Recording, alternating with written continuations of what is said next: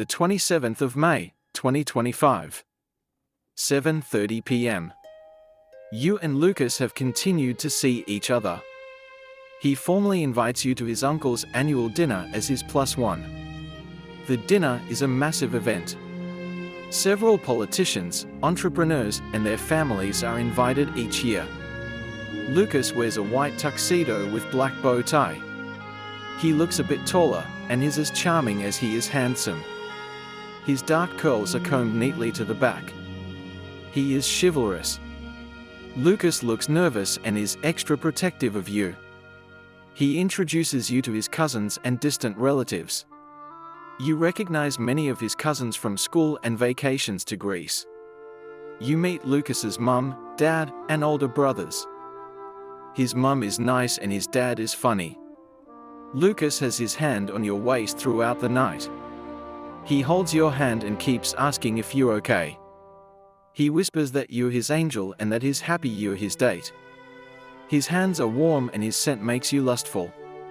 You accompany him to the bar, as he wants a drink. That's when you see Jason and Emma, his supposed new girlfriend. Jason looks well put together in his black suit. But he isn't the same adventurous lad you once knew. Jason greets you, and nods politely at Lucas. Lucas's eyes scan him as he takes your hand. You don't know much about Emma, only that she's the deputy mayor's granddaughter. Lucas leaves to greet relatives with his older brother.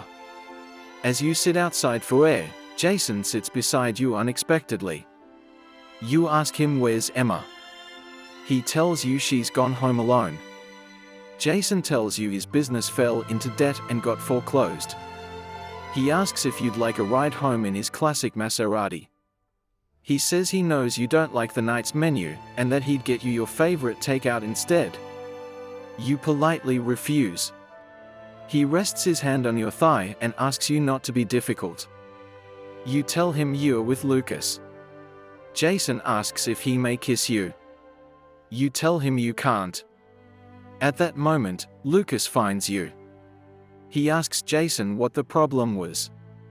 Jason stands up and tells Lucas he was just catching up. Lucas tells Jason to check on Emma, who was apparently crying to her parents inside at the dinner. Jason scoffs and requests for the chauffeur to bring his car around.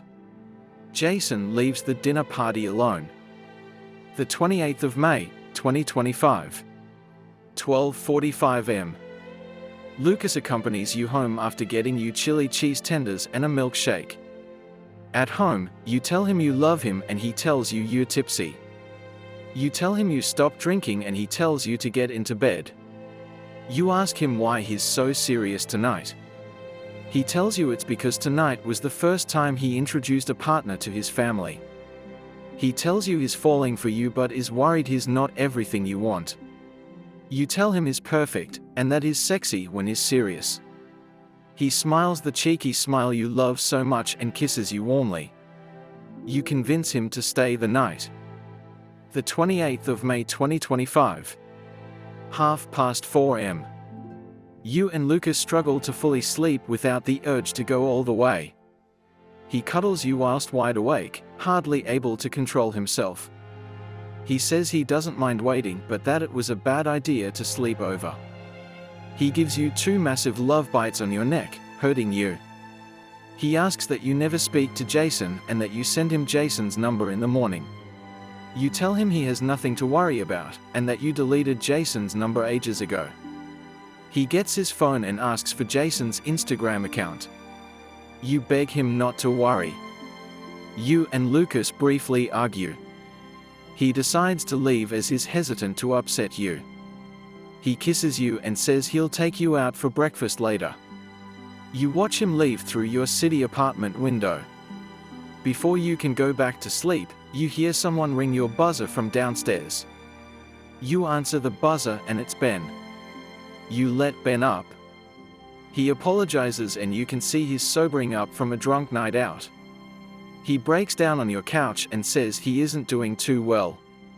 He says he thinks he needs a job to keep busy instead of solely living off his allowances. You hug him and let him sleep on your couch.